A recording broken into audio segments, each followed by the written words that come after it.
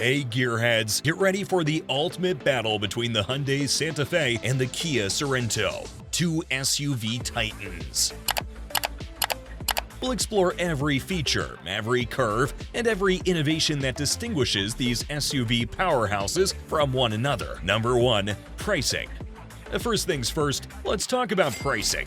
With the same Korean parent corporation, the Hyundai Santa Fe and Kia Sorento are closely linked midsize SUVs, thus they're strong candidates for your attention. The Santa Fe starts at $27,000 for the front-wheel drive model and goes all the way up to $40,000 for the middle trim. On the dark side, the Sorento is a tiny bit pricier with the front base wheel worth $28,000 and goes up to $51,000 for higher trims. The average price paid for Sorento is around $32,000, while for the Santa Fe, it's about $27,900. This makes it obvious who's our winner here. The pricing puts the Santa Fe 1 point above the Sorento in our charts. Number 2. Interior.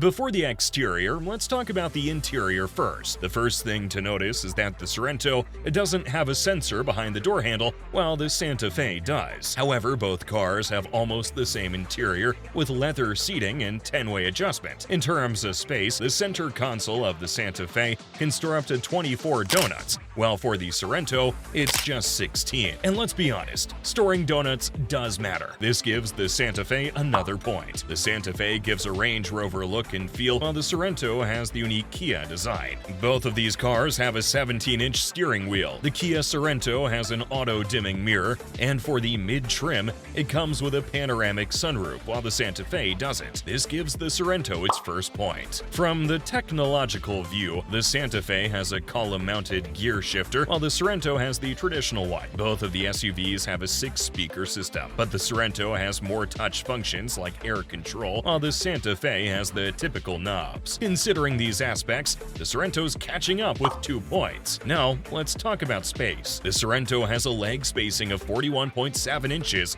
but the Santa Fe has a slight advantage in this case, with an additional inch of space. And let's be honest, sometimes that matters. Both the SUVs have rear vents and USB ports as well. Behind these back seats is the third row of 2 seats. These seats have a tiny leg spacing, but the Santa Fe has an advantage of 0.3 inches more for leg spacing, although these seats are ideal for kids. But on the bright side, if you have a passenger that you don't like who's an adult, you can make them sit back there and suffer. Now let's open the trunk. In terms of spacing, the Hyundai Santa Fe has 14% more spacing, with 79.6 cubic feet of space when the third rows are up. On the other hand, the Sorento has 75.5 cubic feet of space. The reason why Hyundai went with the lower tail lights is because they wanted to have a wider opening, which is 49 inches in width, while the Sorento has 43 inches. That sums up our interior, and it's obvious that the Santa Fe has more points in spacing. Hence, the scores are 3-2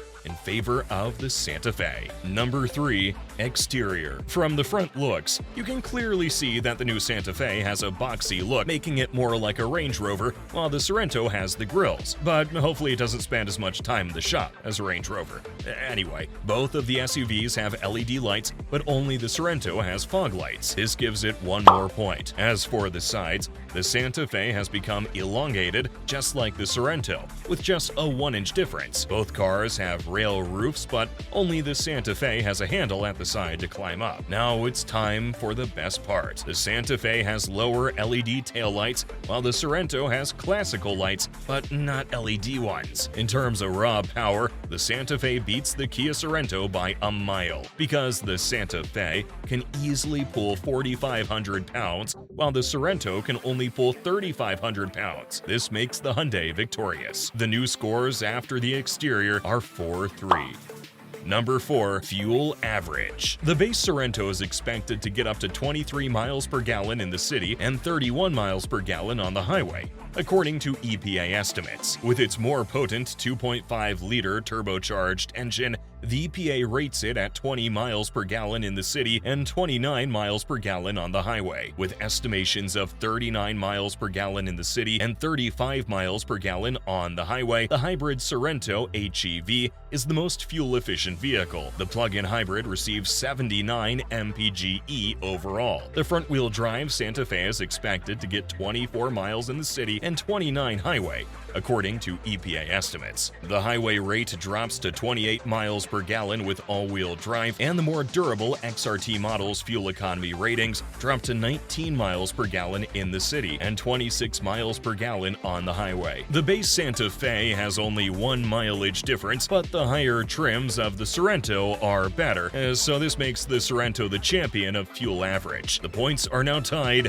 at 4-4. Number 5, power. Let's be honest, this is one of the most important categories. The Santa Fe has a 2.5-liter inline-4 engine with 184 pounds-feet of torque, and about 185 horsepower is produced. Just like the Santa Fe, the Sorento has a 2.5-liter inline-4 engine that produces about 191 horsepower and 181 pound-feet of torque. The Santa Fe combines a 1.6-liter turbocharged i4 engine with an electric motor for a combined output of around 226 horsepower. On the other hand, the Sorento differs slightly from the Santa Fe in that it has an electric motor and a 1.6-liter turbocharged i4 engine that together produces about 227 horsepower, which really is not that serious of a difference. In terms of top speed, the maximum speed for the Santa Fe is said to be about 200, which is about 124 miles per hour. This could change based on the type of engine,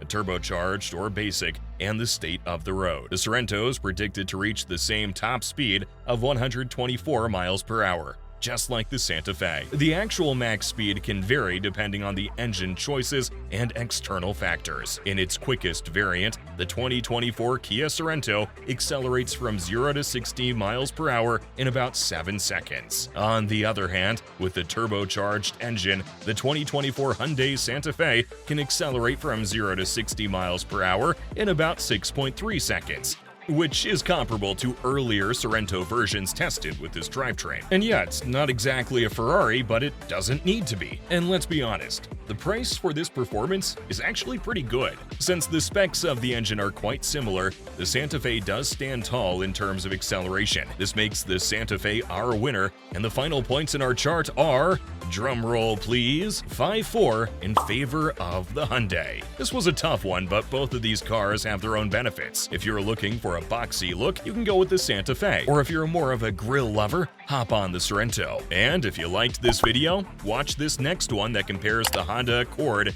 versus the Toyota Camry.